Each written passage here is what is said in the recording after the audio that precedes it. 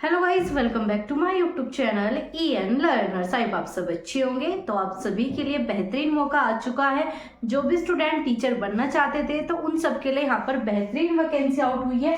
जो भी स्टूडेंट दिल्ली में अध्यापक बनना चाहते थे उनके लिए यहाँ पर DSSB 2024 की तरफ से आपकी TGT की बम्पर भर्ती आ चुकी है। इसके लिए आपका एलिजिबिलिटी क्राइटेरिया क्या रहेगा, आपका एग्जाम पैटर्न, आपका सिलेबस क्या रहने वाला है, नेगेटिव मार्किंग प्लस आपका एज, कौन स्टूडेंट इन्हें फिल कर सकता है, कितने पद है, कब तक फिल करोगे, हर एक पॉइंट को डिटेल में जानेंगे। तो कोई नया जुड़ा हो तो आप सभी सब्सक्राइब कर सकते हो और बेल आइकन को ऑन रखना ताकि आपको सभी वीडियो की अपडेट समय पर मिल सके।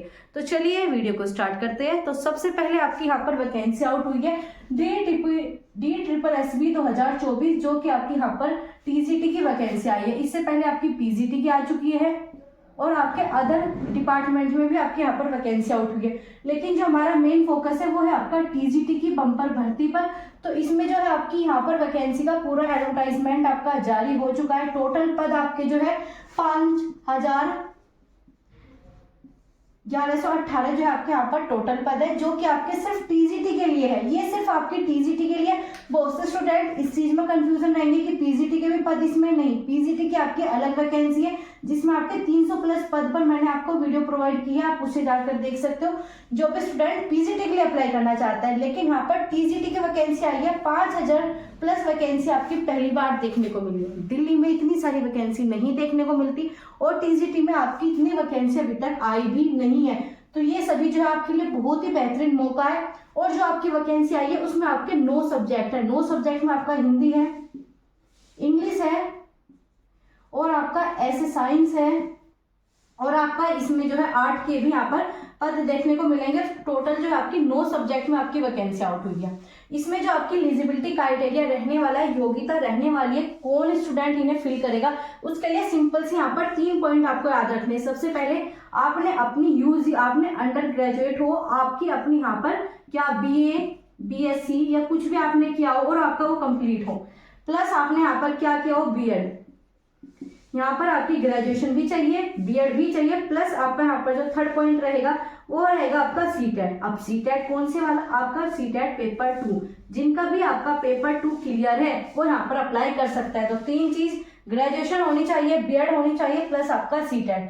BTC वाले यहाँ पर अप्लाई नहीं करेंगे। बहुत से स्टूडेंट का रहता है कि BTC वाले अप्लाई करेंगे, नहीं, ये सिर्फ आपकी TGT के लिए। TGT में आपका B.Ed वाले अप्लाई कर सकते हैं और जिनका CTET का पेपर 2 जो है क्लियर है, यहाँ पर CTET का ही पेपर चाहिए।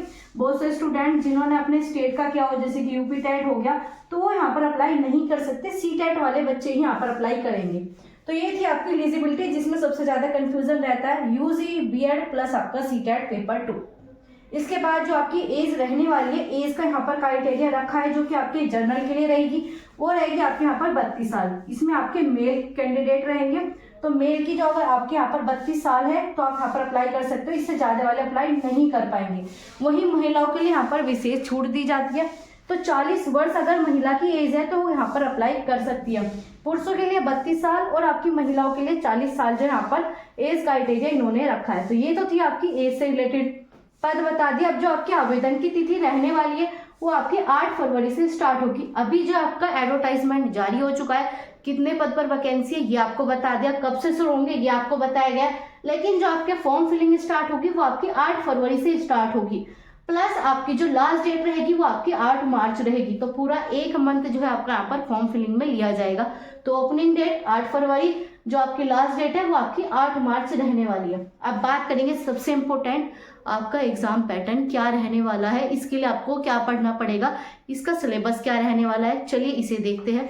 तो आपको जो यहाँ पर सिलेबस रहने वाला है ये है आपका 2 पार्ट में डिवाइड। एक है आपका पार्ट A, दूसरा है आपका यहाँ पर पार्ट B। पार्ट A में आपके यहाँ पर 5 सब्जेक्ट है। सबसे फर्स्ट है आपका हिंदी, इसके बाद जो आपका सबसे सेकंड आपका यहाँ पर इंग्लिश, थर्ड है आपका मैथ, फोर्थ है आपका यहाँ पर GS और आपका फिफ्थ है यहाँ पर रीजनिंग। अब बात करेंगे हिंदी के, टोटल जो क्वेश्चन आने वाले हैं वो आएंगे आपके 20। ऐसे आपके इंग्लिश में कितने क्वेश्चन आएंगे, आपके 20 क्वेश्चन मैथ के और आपके 20 ही क्वेश्चन आपके GS के और रीजनिंग के भी आपके टोटल 20 क्वेश्चन। तो जो आपका पार्ट A रहेगा इसमें आपके क्वेश्चन आने वाले हैं पूरे 100। तो 100 क्वेश्चन जो आपके यहाँ पर रहेंगे, जो कि आपके पार्ट A में 5 सब्जेक्ट में 5 सब्जेक्ट में आपके क्वेश्चन रहेंगे। इसमें बच्चा गलती कहाँ पर करता है वो भी आपको बता देते हैं कि अगर आपने पार्ट ए आपने यहाँ पर हिंदी का आप सेक्शन कर रहे हो तो इसके बाद जो है आपको पार्ट बी मिलेगा। तो जब आप पार्ट बी पर जाओगे तो दोबारा से जो है पार्ट ए पर नहीं जा सकते। इसी वजह से आपके 15% बच्चों का पेपर खराब हो जाता है क्योंकि उन्हें इस चीज का नहीं पता होता। तो ये आपकी कह सकते हो DSSP की सबसे आपकी नेगेटिव पॉइंट यही है कि अगर आपका पार्ट ए कंप्लीट है, इसमें आपने हिंदी के क्वेश्चन कर रहे हो तो पूरे ही करने के बाद आपको आगे जाना पड़ेगा।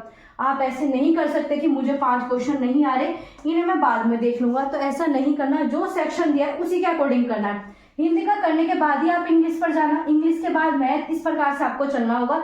बहुत से बच्चे क्या करते हैं, मैथ के क्वेश्चन बाद में कर लेंगे। अगर आपने स्किप करके आप अगले सेक्शन पर चले जाते हो तो दोबारा आपका लास्ट सेक्शन आपका ऑन ही नहीं होगा। ऑन नहीं होगा तो क्वेश्चन नहीं कर पाओगे।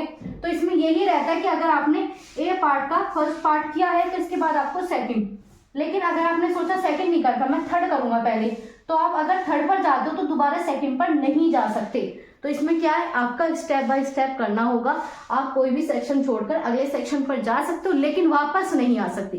क्या कि आप वापस क्वेश्चन अटेम्प्ट नहीं कर सकते, तो तुरंत ही आपको सभी क्वेश्चन करने होंगे। ये तो थी पार्ट ए की बात। अब जो आपका पार्ट बी मोस्ट इंपोर्टेंट, जिससे यहाँ पर आपका नंबर आएगा, ये होने वाला है आपका सब्जेक्ट। जैसे कि यहाँ पर आपने हिंदी के लिए अप्लाई करना है तो यहाँ पर 80 क्वेश्चन कितने आएंगे आपके हिंदी के, प्लस आपके पेडागोजी भी पूछी जाती है 20 नंबर की। यहाँ पर पेडागोजी वही जो कि आपने यहाँ पर CTET के पेपर 2 में लैंग्वेज से रिलेटेड पढ़ी होगी अपने सब्जेक्ट से, तो वही पेडागोजी यहाँ पर आ जाएगी। ज्यादा टफ आपकी पेडागोजी नहीं आएगी, लेकिन जो आपका टफ क्वेश्चन रहने वाला है वो है आपका पार्ट ए, ठीक है। और इसमें भी आपको क्वालिफाई करना होगा, इस सेक्शन में आपको 40% लाने होंगे तो ही आपका अगला पेपर चेक होगा। इस चीज का भी आपको याद रखना है।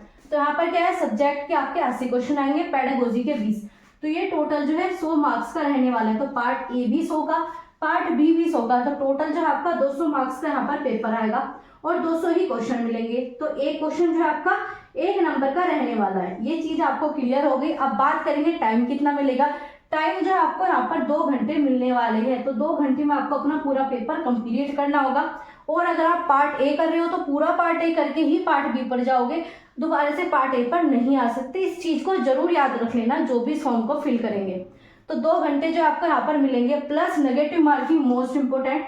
तो आपके यहाँ पर नेगेटिव मार्किंग देखने को मिलेगी कितनी, आपके यहाँ पर 1/4 की नेगेटिव मार्किंग देखने को मिलती है। तो ये भी आपको यहाँ पर नेगेटिव पॉइंट याद रखना है, नेगेटिव मार्किंग इसमें है। प्लस आपको एक सेक्शन से दूसरे सेक्शन पर तभी जाना होगा जब आपका फर्स्ट कंप्लीट हो जाए, उसके बाद थर्ड, इस प्रकार से आपको करना होगा। तो ये पार्ट ए का पूरा था और ये आपका पार्ट बी में 100 क्वेश्चन, तो टोटल जो है 200 मार्क्स का आपका पेपर आता है, चाहे आप TGT के लिए अप्लाई कर रहे हो या फिर PGT के लिए भी सेम आपका यही पैटर्न रहता है। लेकिन हमने जो मेन फोकस था आपका TGT का सिलेबस बताने का, तो ये TGT का सिलेबस आपको हमने पूरे अच्छे तरीके से बताया। यही आपका एग्जाम पैटर्न है। ये जो आपका पेपर होगा ये आपका होगा ऑफलाइन मोड में, नहीं होगा ऑनलाइन मोड में ही आपका पेपर कराया जाएगा।